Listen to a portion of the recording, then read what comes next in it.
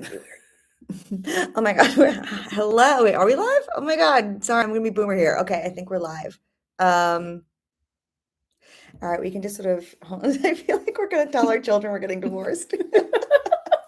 Also, I feel like, No, mommy and mommy are not breaking up. Yeah. We're instead here to talk about the Odyssey. The Odyssey. I want to give people a chance to join before we dive fully in, but we can do a quick introduction for anyone who is not familiar. I am Kate Lindsay. I'm the host of ICYMI, and today I'm hosting Nadira Goffe. You can tell us about yourself. I'm Nadira Goffe. I'm a culture writer at Slate, and I write about all sorts of things, but especially movies, TV, celebrities, all that kind of stuff. Yeah. And so I would say we overlap quite a lot in our subject matter because it does feel like culture and the internet are pretty, if they're not, they're pretty one-to-one. But I don't get to talk about like movies as much, so I am excited that we get to have, like, I get a chance to chat about it here because this movie has exploded in a way where it is beyond just sort of the entertainment world. It is like all over everyone's feeds. So maybe well, I'll set it up that we're going to talk about our thoughts on the movie. I was about to say no spoilers, but I do think this is one of those things with the source material. At this point, years old almost. At this point, that's on you. So I don't think we need to worry about that. But we can sort of talk what we liked about the film, and then we can kind of get into the impact. So why don't you go first, as the professional sort of culture reviewer in the room? What did you think? Oh gosh, I really enjoyed it. I had to watch it twice, I feel. The first time I liked it. I'm a big Christopher Nolan fan. I've written about his films a couple of times. And one of my favorite pieces that I've ever written for Slate is a piece titled "Christopher Nolan is for the Girlies." Because I do feel like that is indeed true, or at least true in my experience. And so I've been a big fan of his for a very long time. Yeah. I am also an English major and a nerd, and I really enjoy Greek mythology and the classics. And so this was kind of like a match made in heaven. But because of that, I was kind of nervous because I feel like sometimes when you have a precious creator that you like who's taking on precious IP or a story that you like, you're just really worried that it won't gel the way that you want it to. And so the first time I watched it, I was a little bit more hesitant.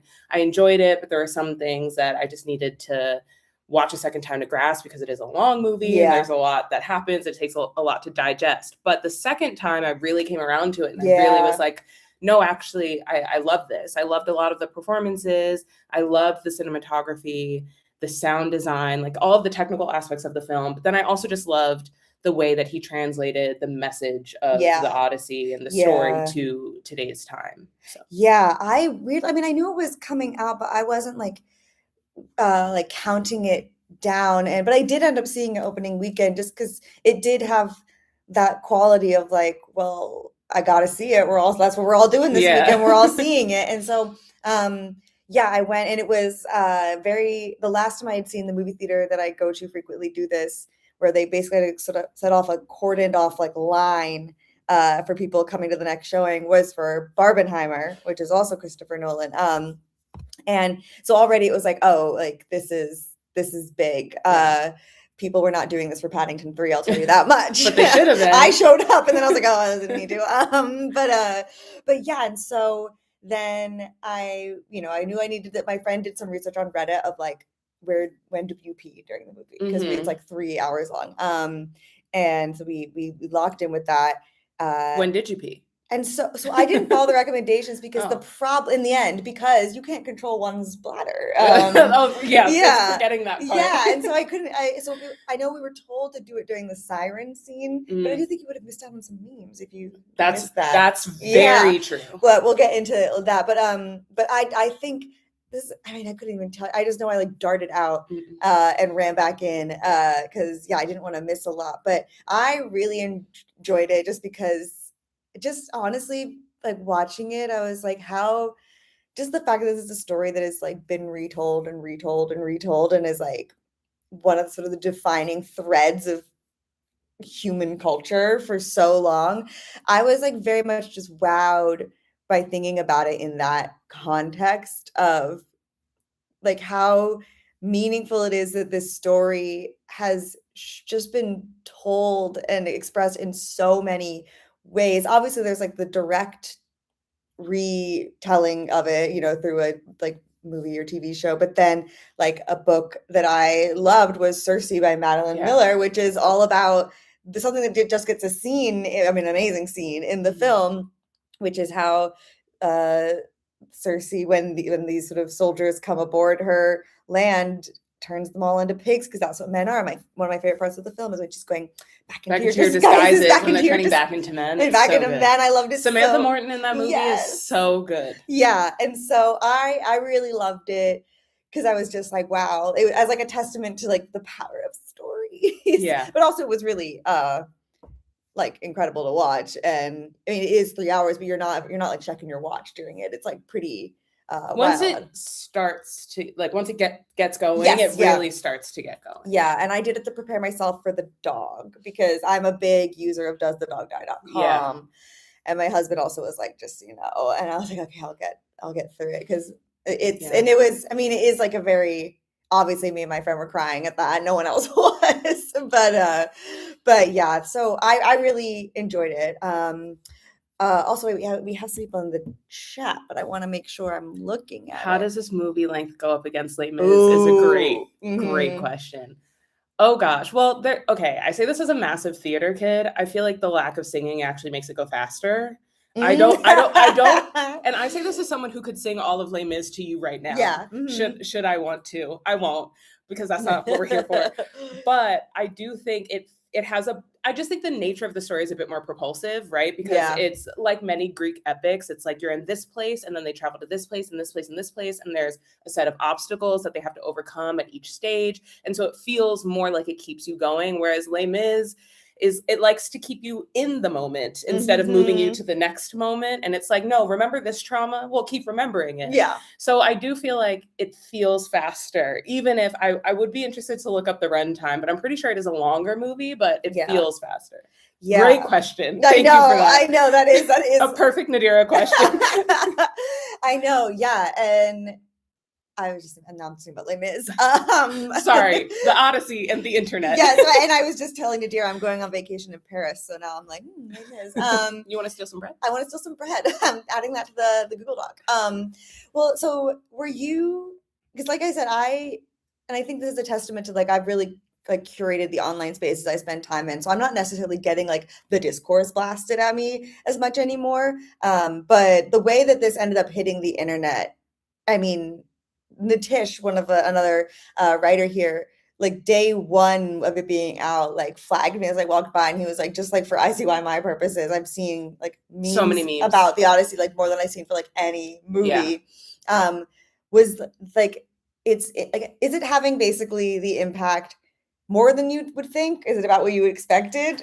It's about what I would have expected, but I think it's just because I expected it to be a massive hit. I mean, I think the one thing about one of the many things about Christopher Nolan films is that they are very memeable. Yeah. You know, he puts recognizable faces on screen, and oftentimes there's going to be at least one or two close-ups or medium shots of them making insane faces that will be able to translate to any sort of scenario. And I think that happens in this movie and in Oppenheimer and literally every Christopher Nolan movie since the dawn of time. And so I wasn't surprised, but I do think it is basically proof of a sort of larger trajectory, right? I think this is a massive deal for a number of reasons. One, I just think Christopher Nolan's star has been rising. Yeah. I also think a lot of like Tom Holland's star, Zendaya's star, like a lot of these people have just been on an upwards crest that I think it just makes it a perfect sort of amalgamation. I also think ever since Ryan Coogler made that video about different film formats and how to see Sinners, I think all of a sudden it then became a very big deal to see these movies in the formats that these creators wanted you to see them in. And so when a filmmaker says, like, I filmed this in IMAX 70 millimeter, then it kind of becomes like valor, right? To say, oh, I saw it in IMAX 70 millimeter.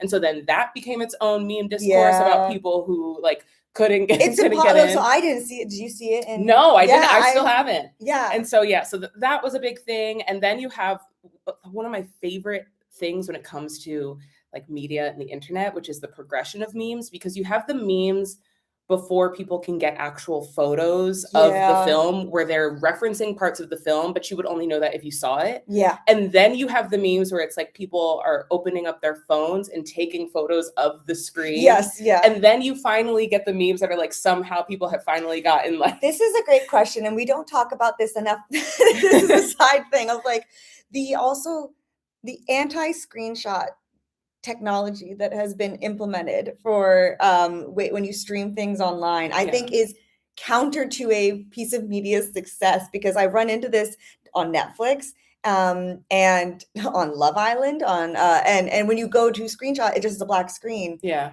And I feel like that's hindering these. There are so many films and TV shows of recent years that I feel like the meme discourse around them was almost as enjoyable, if not more enjoyable than the film itself, and really helped catapult it. Challengers being a big one. Yeah. Like the number of people who are making fan edits of just like phone video, like from being in the movie theater. Yeah. And it's one of those things where as a regular person, critic or not, when I'm in the movie theater, I'm like, put your phone away. Yeah. But then when I see a beautiful, beautiful fan edit of Challengers, I'm like, no, actually, you were doing us a service. I know I get that. Sometimes it's similar to eating meat, where it's like, I don't have to think about where it came from. Yeah, exactly. But I know it was pissing someone off, AKA me, in the movie theater. Also, we have someone pointing out a meme in here, and I do want to hear some of the memes you like, the watching the Odyssey the way Christopher Nolan intended, which is, I love, because I just love seeing like I trust, and maybe this is naive, that we're seeing people have genuinely figured out how to put it on their TV or their fridge, their Samsung fridge. I saw it on a Game Boy. Yes. Things like, I know jokes about like waiting to watch it on the airplane and things like that. I like those. I liked, I'm sure someone's done a version of this, but my friend Jahan did this in the group chat, where my friend Hannah was like, no spoilers, because she lives in LA and we were all going to go see it. And my friend Jahan sent how you can do invisible ink over pictures. Yeah. She was like, okay, like no spoilers. And she sent a picture that was like that. And if you went over it, it was just like the original like scroll of the Odyssey of just like, come on, like the spoilers are long gone. Yeah. I don't know, are there any that you enjoyed? I will say, in addition to watching the Odyssey the way Christopher Nolan intended it, and it being like on someone's old Zune. Yeah. In addition to those, as soon as someone found a way to get these beggars out of here, that has like taken over my life in a way that I'm very appreciative of. Yeah. That is a world-class meme. Also, of course, as we were kind of saying before, the meme of Odysseus being trapped, strapped in while he's like struggling against the siren song, I think is great. Yeah. I also love all of the uses of the score too, or like when people make videos of themselves doing something random that they like basically want to say is valorous, and it's to the sound of Odysseus plucking his bow. I think that's hilarious every time. I referenced that earlier today, where he plucks his bow because he needs, and by the way, this would be like, I'm just picturing this is the most annoying person to actually like fight in a war with, where he's like, no, it has to be equal. And he's like, and he plucks the bow so the animals around know that he's hunting them. I would be like, God damn it.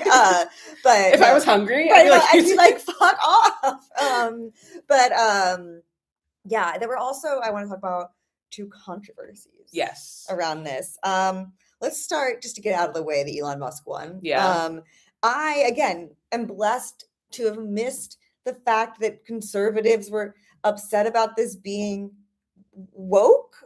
Yeah. Is it seemingly just because Elliot Page is in it? Well, it actually started from what I've gathered. Yeah. Because and the Helena Troy stuff. Okay, because I am very, unfortunately, I'm very grateful to be employed.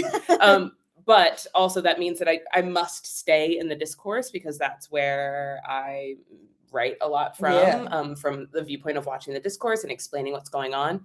And so before the movie even came out, when it was announced or actually leaked or rumored that Lupita Nyong'o would be cast as Helen of Troy, that is actually the inciting point when it all started, which is like, even before the movie, was out. But yes, Elon Musk tweeted and was like, if this is what's happening, then this is awful.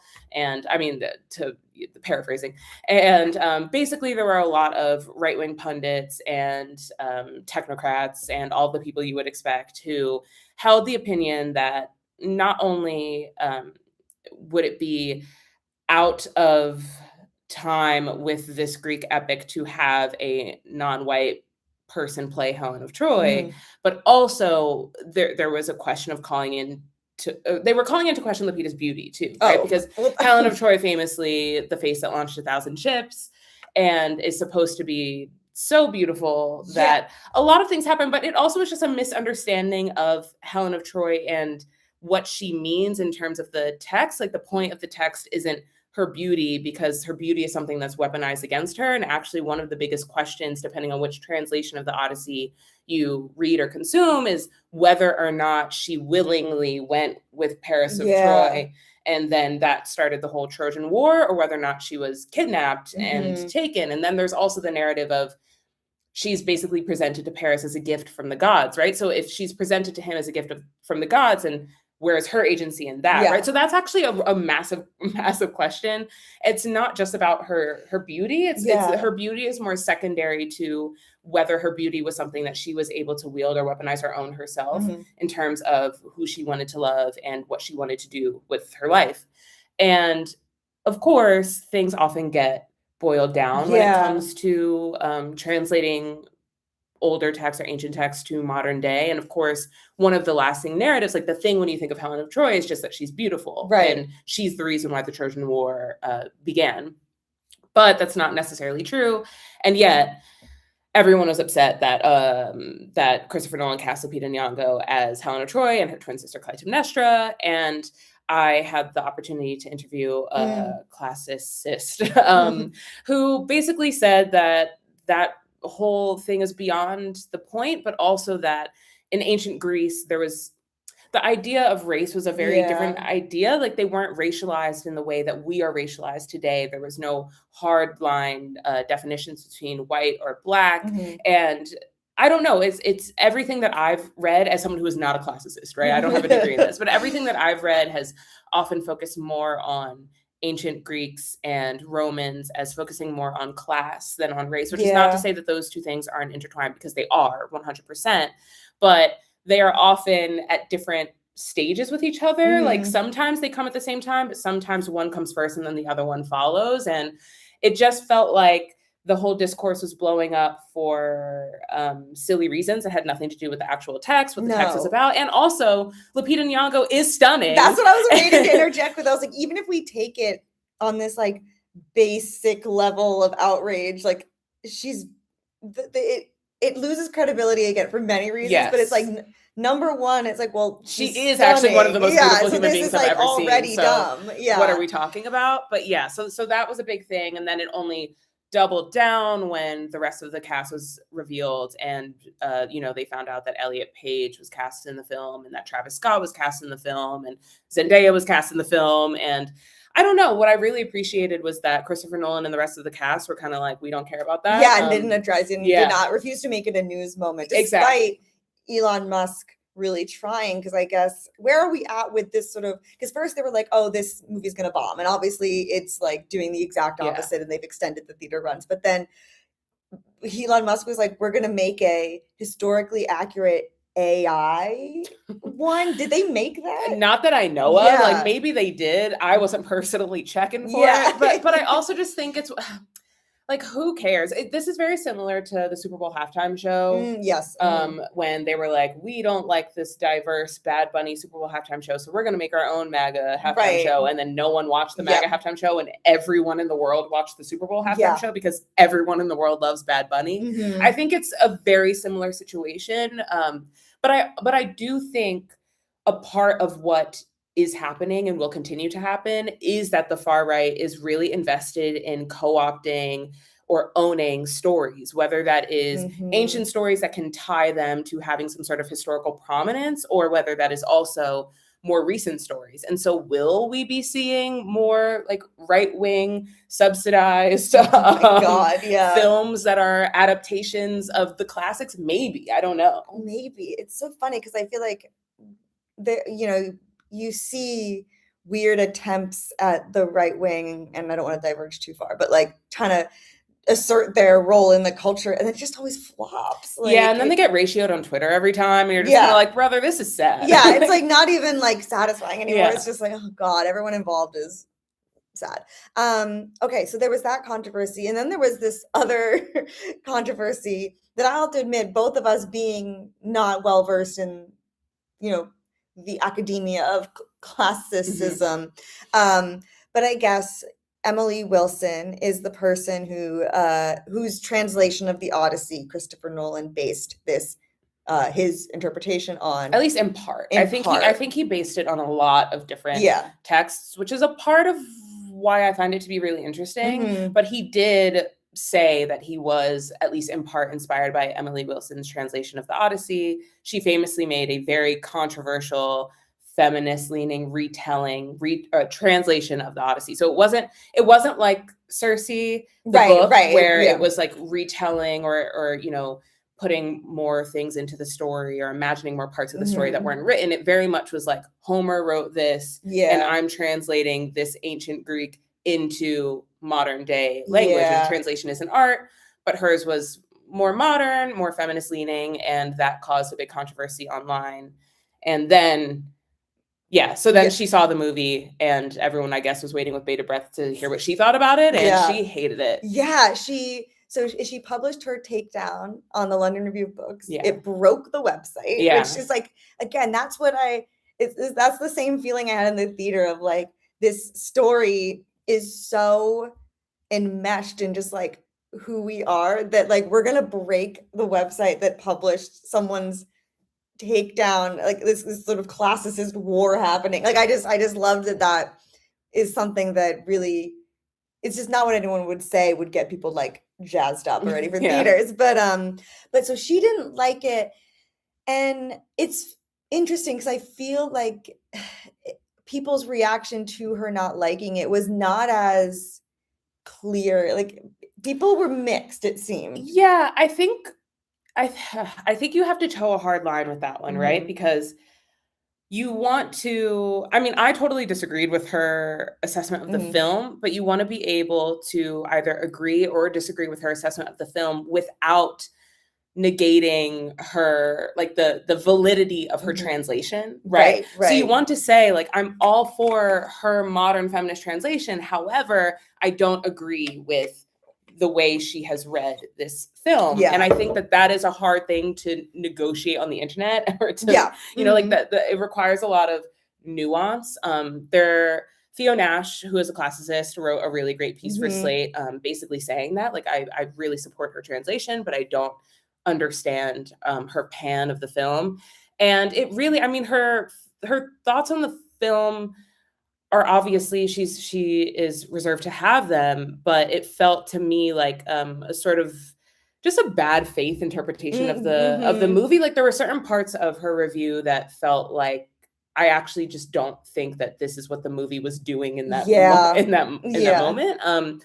But it is, I think the internet reaction to that was mixed, mostly because it was kind of involving so many layers of things, and it was hard to sort of talk about online. But one thing that I do love about movies in general, but especially moments like this, is that at least people are talking about the classics now.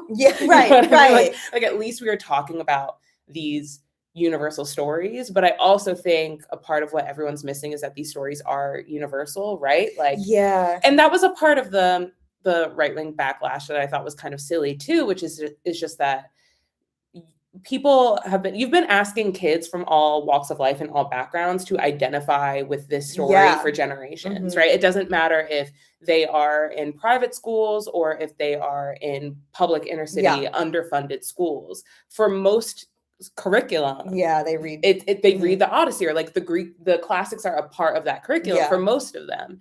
And so you're asking kids from all walks of life to identify with this story. You're mounting it on, if you're Joseph Campbell, you're mounting it on the hero's journey. And so you're asking them to apply every other hero that they read or will learn about to the Odyssey. And all of a sudden you see diversity in the Odyssey, and you're like, this doesn't make any sense. And I'm kind of like, well, you've been asking the world to partake in this story for generations. And so it does actually make sense. And I think that that's a part of the struggle with Emily Wilson's translation or her criticism of the film too, which is just that, like, I don't know, it doesn't take into account the way that the story has been universalized, I think.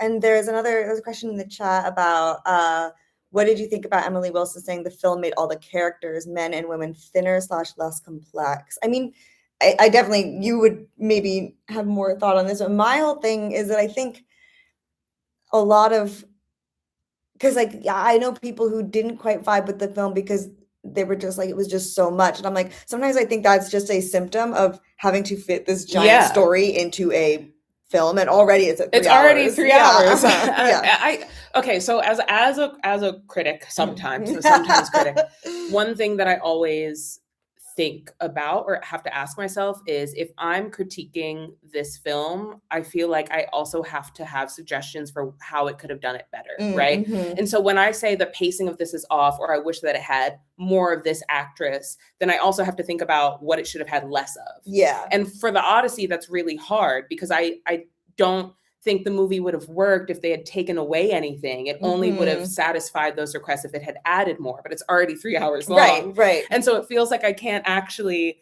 mount that complaint, even if like I would have loved to see Lupita for 10 minutes instead of 5, or, you know, like all of these things I agree with, but I also can't think of a single part of the movie to take out in order to put more in. And so it's, you know, I feel like I have to just give him kudos for making something that I think is at least balanced. Even if it's not well balanced, I think it tries. It really tries to put everyone in. But I don't know. I understand that the criticism, because I also wanted to just see more of a lot of these actors, and not just the women too. Like John Bernthal, I think is great for the 4 minutes that he's in it. And so I would have liked to see a lot more of everyone, but I just can't think of what I would have replaced more of them with. And so it's just like, this is why I don't make movies. Well, that's what you're saying also is just, again, underlines the ridiculousness of the right-wing backlash, because it's like, you're so mad about this person, like Elliot Page, like in it for maybe 4 total minutes and is killed immediately. It's just like it's, and delivering one of the best scenes in the movie. It's just kind of like you're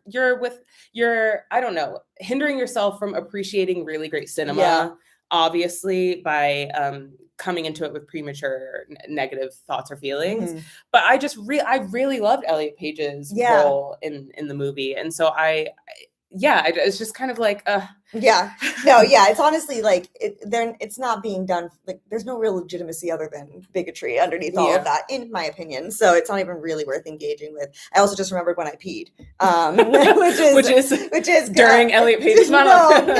No, thankfully I saw that. I completely missed the Giants. The Lastrogonians. I missed that, and like I am kind of bummed, because it's just like, I've seen a lot of stuff online. That became another big internet thing too. Yeah, like especially that the body double in that scene is a woman for Matt Damon. And also I saw a TikTok of, because it's not CGI, these sort of really tall, it's like actual practical people. And I know I saw a really funny video of a woman, and her partner was one of them, and they were in a movie theater, and she basically like stood up and was like, after it, and was like, you know that scene, that's my husband, or whatever. That's so cute. And everyone like cheered, and he's really tall. Well, I think they had cast body doubles for Odysseus and his crew that were 5 feet and under, and they had cast the Lastrogonians as actors who were 7 feet and above. Which I think another internet discourse that I love is just everyone appreciating the technicality of the film, like the practical aspects, and that's been super fun for people to be like, oh my god, they did this like in real time, this wasn't CGI. So. And it's like more examples of just like, what, even if you can't quite like word it, why it is much more satisfying to know that was made with something like that, with like ingenuity, versus like Grok do this or whatever. Here's a question: what do you think about people being upset about spoilers? Well, we kind of said it at the top, but I do. Gosh, I see all sides, but I must say the story is at this point almost 3,000 years old, and I do feel as though with that, the statute of limitations is like almost hit 3,000 years. However, that is not to say that there aren't spoilers in this movie, because there are. Because it's not like Christopher Nolan has just taken it word for word from Homer's version of the Odyssey, right? Like he's he's mixing it up, he's changing a few things, he's adding some things from other works or other interpretations or his own interpretation that weren't there before. Mhm. And there's many smaller spoilers in this movie, but there is also one major spoiler in this movie. And so I think it's both. I think if you're talking about it from just the like, there is a Cyclops and he's going to kill some of them, and like Odysseus treats the Cyclops poorly, that's kind of like, okay, well, that's not a spoiler. Yeah. But that's a lesson you clearly weren't in English class English for that day. Yeah. But if it's more so about Christopher Nolan's adaptation of the film, I do think that those are spoilers and we should be careful. Yeah. But once again, the internet, not really a place that's used to nuance or trying to weed through the difference between the two. Mm-hmm. And so I do think it is disappointing when people are spoiled from the actual new updated version. Yeah. I would find that I feel like knowing the spoilers for this movie at least kind of made it fun for me, because we'd get to a section and I'd be like, oh, I know what it would recall something from either class or my favorite at the end. I was like, I know how this ends because what I'm seeing gets set up here with it has happened in Wishbone. Wishbone the dog did an interpretation of that scene. And I said, oh, I know what's going to happen. I've seen Wishbone do this. Yeah. And it was honestly funny to be like, yep, or Wishbone made a different choice than that. But not my goat Wishbone. He would never. No, and so like, I mean, but even just having known or realize I knew certain things, it was kind of fun to be like, I just think for something like this, especially, what the fun is just seeing what the interpretation will be, not necessarily seeing it, what happens for the first time. I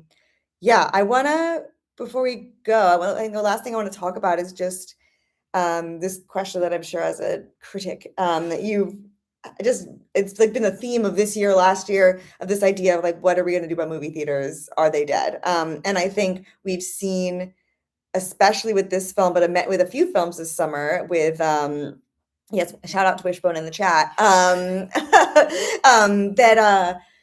that this idea that movie theaters are dying maybe isn't necessarily true. Like, I think I know Obsession and Backrooms are two really big examples. But Hail Mary, that was another one.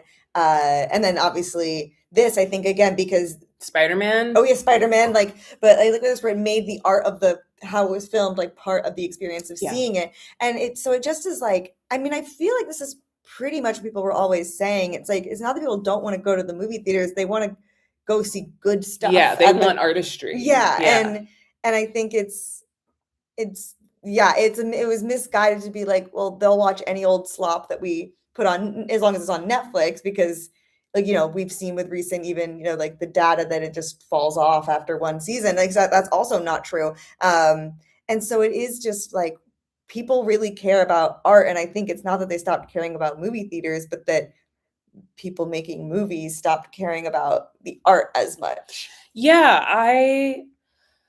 It's a big question. I feel like we're always fielding these questions, and it's always sort of three major things, right? It's like, are movie stars dead? Is monoculture dead? And are movie theaters dead? Which is like, are the people in the front dead? Is culture dead? And is the business part of it dead?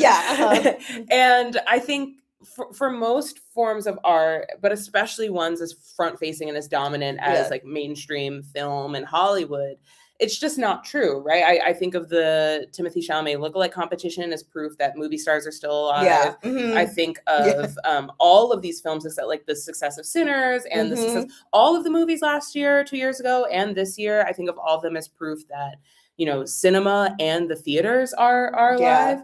And I do think that the internet is a big part of letting studios see what patrons actually want, right? Because a beautiful part about Backrooms and Obsession is that they both really were word of mouth, successes. And a lot of the dominance that those films had in the movie theater was because people went online and they talked about them.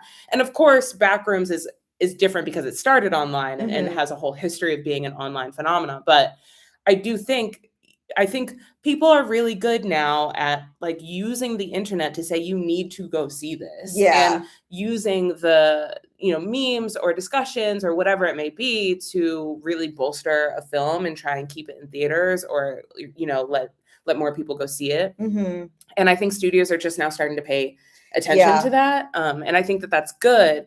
But I do think like just to echo or underline your point, basically, is just that I think the internet is a large part of why cinema is still alive. Yeah. And I do think when that relationship can be fostered between the two instead of hindered between the two, then I think it actually is probably a net positive for Hollywood.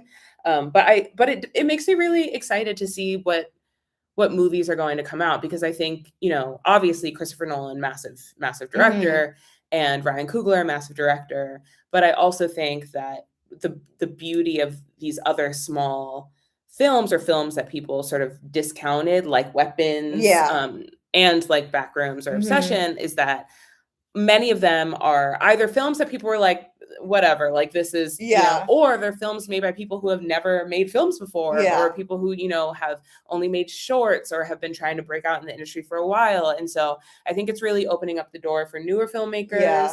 And I think that will open up the door for fresher stories and newer stories. And I think if we can open up the door a little bit for like newer actors too, I think that would also be very beneficial. People love Inde Navaretti from from Obsession. And so I think it's also proof that like we can also have new stars now too. And so I think that's, I don't know, it's all good things. And I understand the hesitation and the fear about saying like, oh my God, it's dead. But it's just that reiterating the same Marvel movies and Disney live action versions of animated films is dead.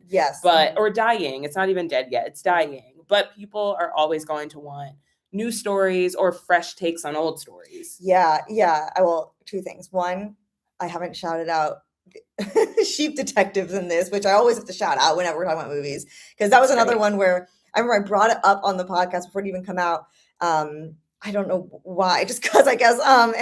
But I was bringing it up in the context of all the comments were like, I know this looks silly, but we all have to go see this, because if we want weird movies like this to keep being made. And then it's actually like amazing. Really good. So I'll just take this opportunity once again to plug Sheep Detectives, but also what you're saying about internet discourse and the relationship with film, I think is so true, because now a huge incentive to go see a film isn't just, oh, I want to see it for like the experience, but also I want to be able to talk about this or understand the jokes and stuff. And I think that's, you want to be a part of the discourse of monoculture. It's the same thing that it always has been. You know, it's just, I think it is a little bit more fractured now, but but it always has the power to come back, right? Love Island also being a big thing. It's like now everyone's like, I'm watching Love Island this season because everyone was talking about it last season and I don't want to miss out.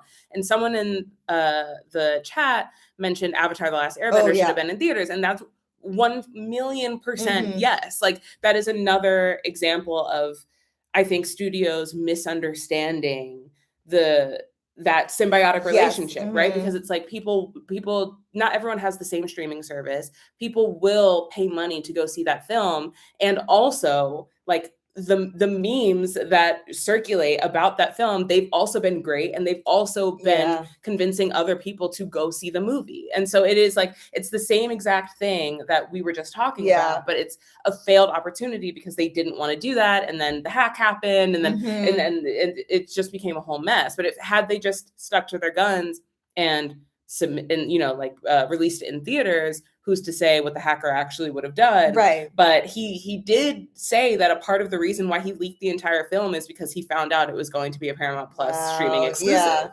And so it's really, you know, I think everyone's kind of on board kind now. of the Robin Hood. Hey, depending on who you ask, allegedly. But yeah, it's I don't know. I think we're at this precipice where studios really have to decide what direction they're going in. And I think investing in things that people actually want to see and new stories or things that people have been asking for but thought well done, and actually making them accessible so that everyone can see it just feels like a no-brainer. But I'm happy that these movies coming out are proof that it is a no-brainer. Well, maybe to end, as our sort of culture writer, what is there a film you're looking forward to? Or can you explain to me this Wicker Man film, that everyone is talking about because they think he's hot? I cannot explain the Wicker Man film to you, but I will be there opening night, front row. I expect that I will be telling my editor that I want to write 5 different pieces about it. And I actually, it's kind of one of those weird movies that's directly up my alley to write about. So who knows? But I'm very excited to see the Wicker Man movie. And I also think it's funny that it's not the Wicker Man because I think it's just called Wicker. Yeah. But the Wicker Man is like a very famous like cult classic horror film. So I also was like, is it a play on that? But I don't think it is. It's just Alexander Skarsgård in Scarecrow wicked makeup. Yeah, and I guess he looks really hot. I don't know. That's what I've been seeing on TikTok. I think it's hard to make Alexander Skarsgård not look hot. That's my personal take. But yes, somehow they managed it. But they are thirsting after him. But it is also a movie where he is an object of romantic and sexual desire. So it's like within the limits of the film to thirst after him. Right. But, so we have permission. Yeah, and we do. But no, I'm really excited for that. I'm also really excited for Dune 3. That's everyone who knows me knows that I love Dune. And I'm a little bit nervous about this one because I think the only Dune book that I enjoyed is the first one. And this is now expanding upon, the next book. So we'll see. Yeah. But I'm really excited for that. And I'm really excited for Zendaya this year, who's just been in every major thing. I don't know how she's not exhausted. I think she is, because I think she said that she was going to take some time off or a break after this, and I hope that she gets it. Everything I scroll, she's sitting at a junket or holding a puppy or doing all the rounds. Yeah. I don't think we've seen her eat hot wings yet. Oh, I'm sure that's. But if we do, I'm sure. Maybe that's for Dune 3. But I'm excited for her year. And so far, if I had to say, just a little bit retroactively, like a movie that I really loved that I want everyone to go see. There's this film called Is God Is that is an indie film. It is beautiful. It is a sort of like revenge horror thriller film featuring 2 Black twin sisters. And it's about them journeying through the Black South. And it is so good. It's a directorial debut.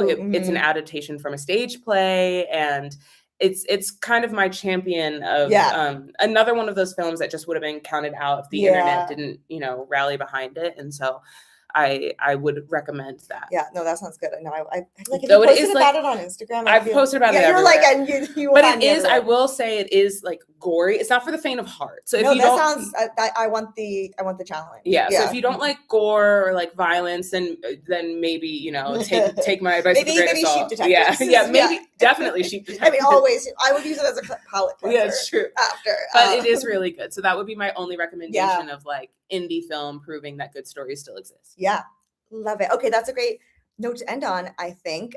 Thank you everyone for watching and for all the enthusiastic comments. I see shout out the Sheep Detectives. Thank you so much.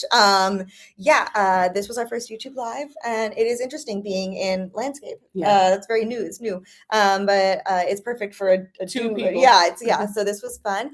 If you do not subscribe to ICYMI, do so now. Our YouTube channel, ICYMI_pod. You can also go listen to the pod. Just search ICYMI on your preferred podcast platform. And if you want to read more Nadira, go to slate.com and people can set up like alerts for you, right? They can. Yeah, go set up alerts for Nadira to hear all about Wicker. Yes, please do that. And also I'm always saying stuff on Instagram mostly. So if you want to hear my quick thoughts on anything, it's probably on my Instagram story. Perfect. All right. Thank you, everyone. Have a great rest of your day. Bye. How do I end this? End stream. All right. Fun. Okay.